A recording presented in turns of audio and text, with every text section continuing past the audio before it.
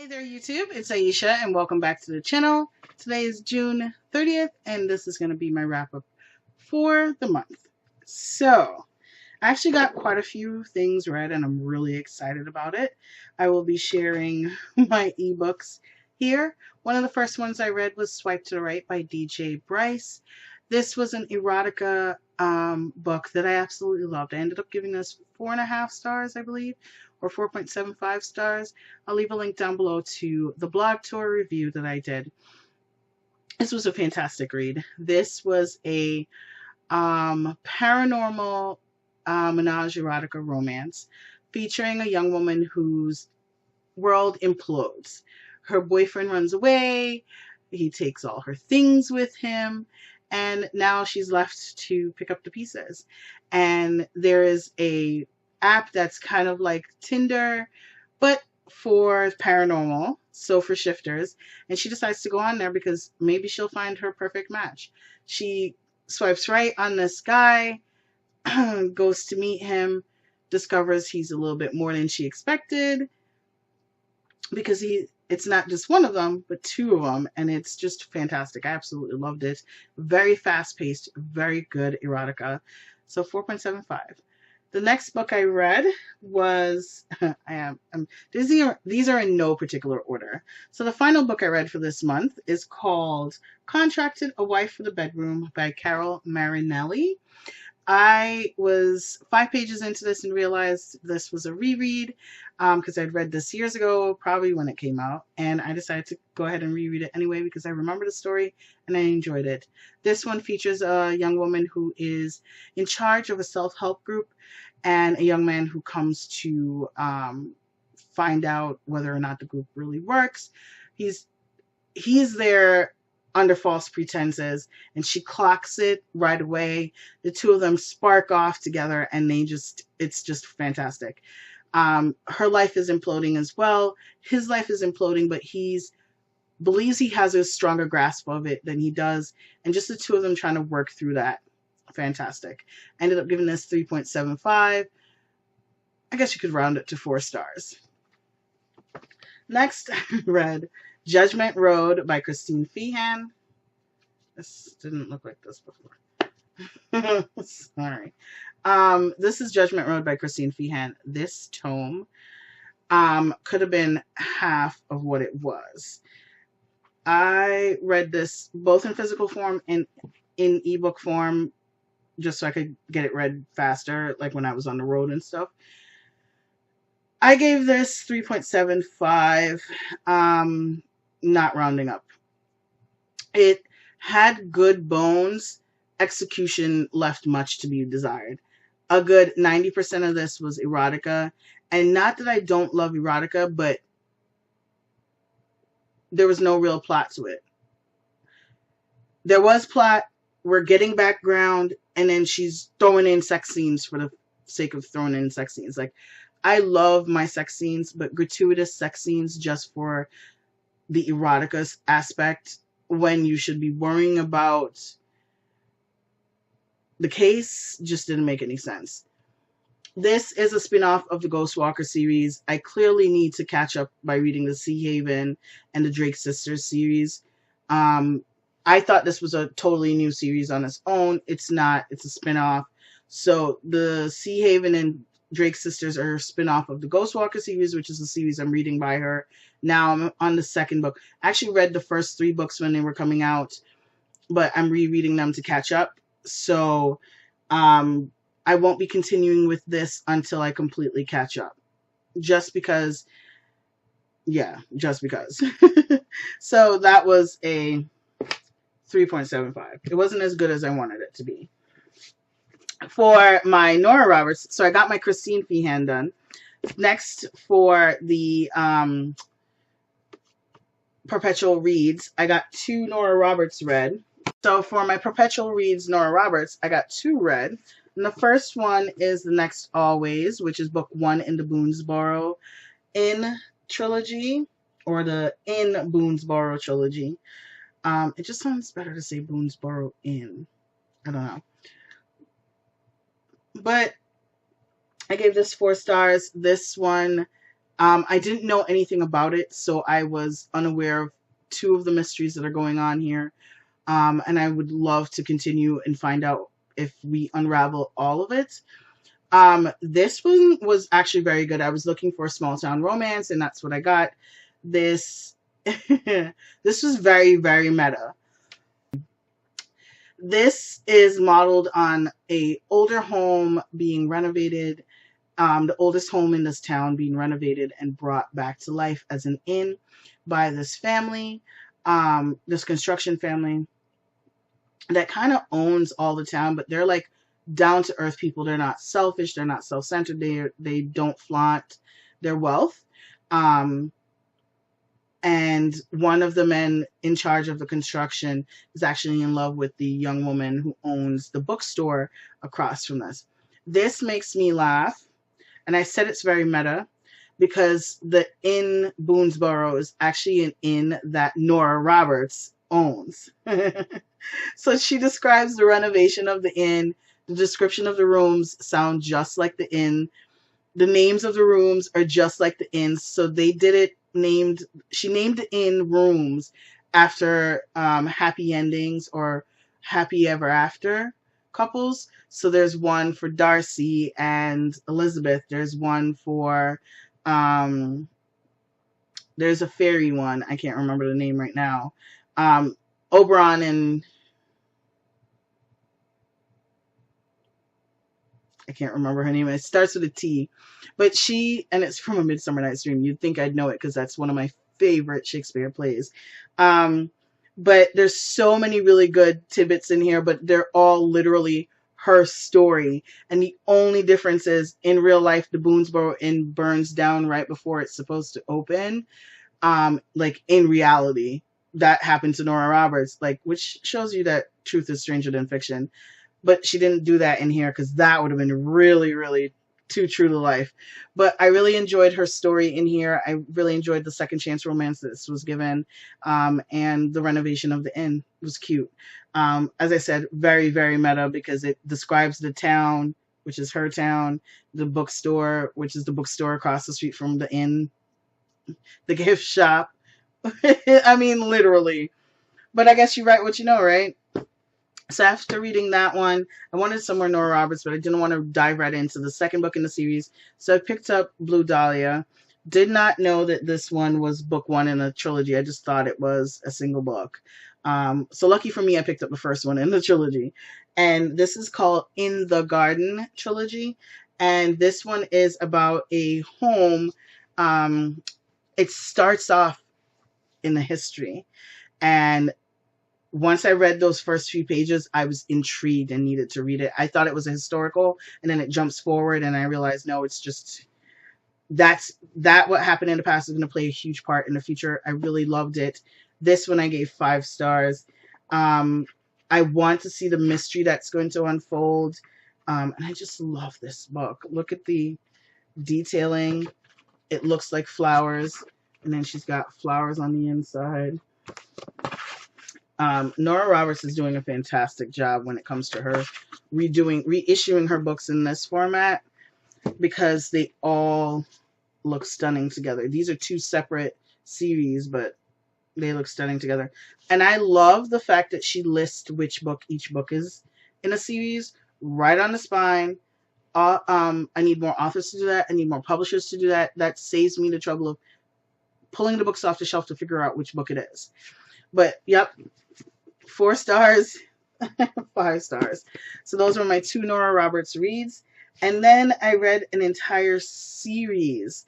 And that is all of these. These are the Blessing Stories by Beverly Jenkins.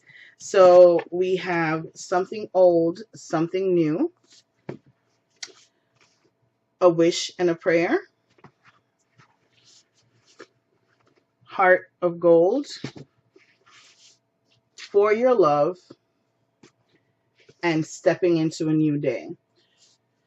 I don't have Crystal Clear, which was an ebook, and Chasing a New Day, which was the 8th book.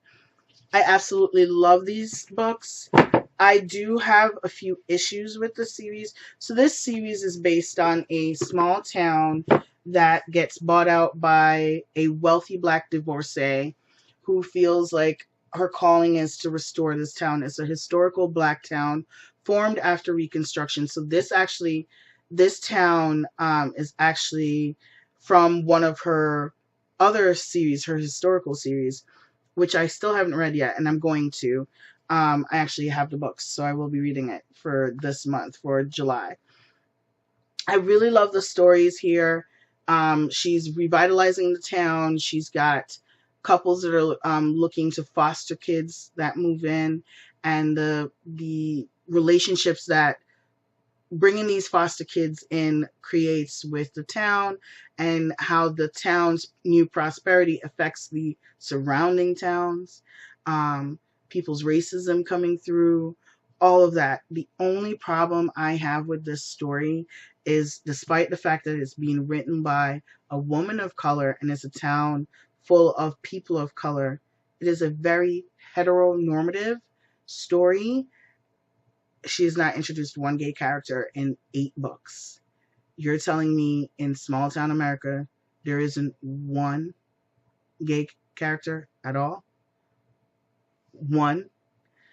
I mean, I know it's a small town, but girl, gay people are everywhere. LGBTQ plus people are everywhere. So I guess I don't know if these are supposed to be Christian romance, because she does mention Christianity a lot, even though she also mentions and pulls in Afrocentrism, and there are Black Native people in here, and their discussion of their faith and their walking their path, of blending the two cultures of being African American and being Native American, or First Nations people. I still love the series. I ended up giving almost all of them 5 stars. I think the last one, Stepping Into a New Day, I gave it 4 stars based on where I think the story is going to go, and based on the way one really good, strong character did what he did and how it affects everyone else. And I was so furious. Like, I probably should have just given it 5 stars, but I feel like if she's going to cave and not be as strong as she used to be, I'm not going to love her as much as I loved her before. And I know it's a human thing to want to forgive people who betray you, but some betrayals just go beyond the pale. And I know how I personally would react, and I'm kind of hoping she reacts like that. So I loved all of them. So far, I'm giving the series a 4-star rating, really taking away a star simply for the lack of representation for LGBTQ characters. And I get it, like, it's her world, she can create her own utopia, but you're a Black woman creating a utopia of a world where we are centered, and you're not entering or centering LGBTQ people. You can't, they exist. You have to share about their stories. So it'll be interesting to see where the rest of the stories go. If these are Christian fiction, then I would understand why.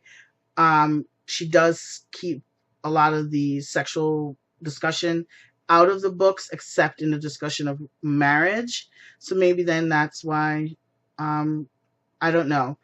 I just know I really enjoy them. I love seeing this town. I know it wouldn't really work out that way all the time, but the craziness that happens in here sounds legit.